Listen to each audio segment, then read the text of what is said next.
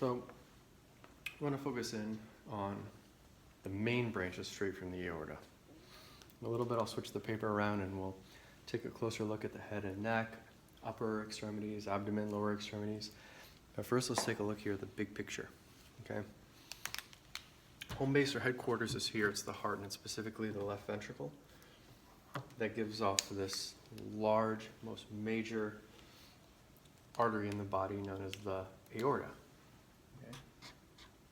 Oh, that's not going to work.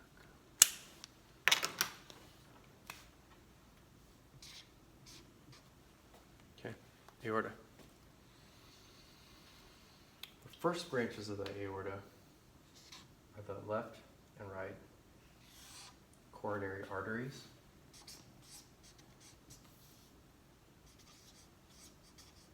The left and right coronary arteries. Okay, their branches, their important branches, are discussed in my heart video. Okay, but those are the first branches, okay? And here's the aortic valve. They take off immediately distal to the aortic valve.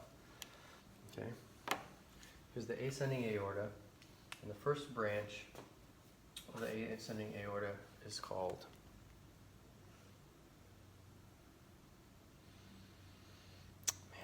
I don't know if this is hard to see. I'm sure it is hard to see, but hopefully it'll work out.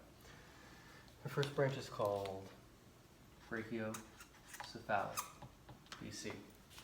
Brachio means arm, cephalic means head. And what we have here is a vessel that splits. And one branch becomes known as the right common carotid artery. And the other branch becomes known as the right subclavian artery. The right subclavian artery is bound for the right upper extremity. The right common carotid artery is bound for the head and neck. It branches into an external carotid artery and an internal carotid artery.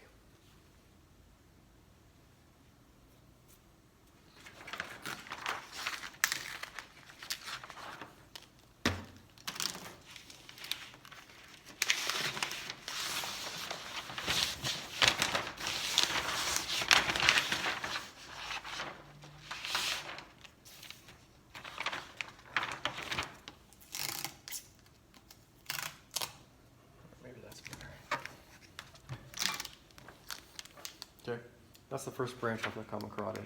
I'm sorry, that's the first branch off the aortic arch. Brachiocephalic. Brachiocephalic is a pretty short vessel. It's not called brachiocephalic for very long, because when it branches, the names change. Second branch off the arch is called the left common carotid artery. This travels up the left side of the neck, gives off the external carotid and the internal carotid on the left. Okay? So there's a right external and a left external. There's a right internal and a left internal carotid artery.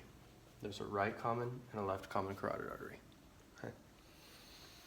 Third branch of the arch is going to be the left subclavian artery. Okay? This is bound for the left upper extremity. Okay?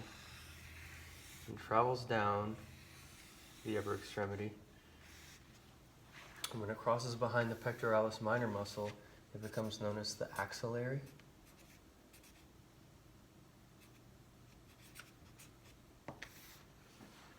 Then the brachial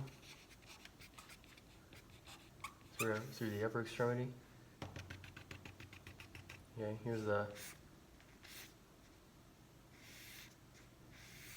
antebrachial region, or the elbow, and it branches. It branches into a medial and a lateral, an ulnar and a radial artery. In the anatomic position, I'll move this up. In the anatomic position, the radius is lateral. The radius is lateral, and when you feel someone's pulse, notice that where your fingers go to, you may not have realized it before, but it's the radial side. It's the lateral side. You're feeling the pulse of the radial artery.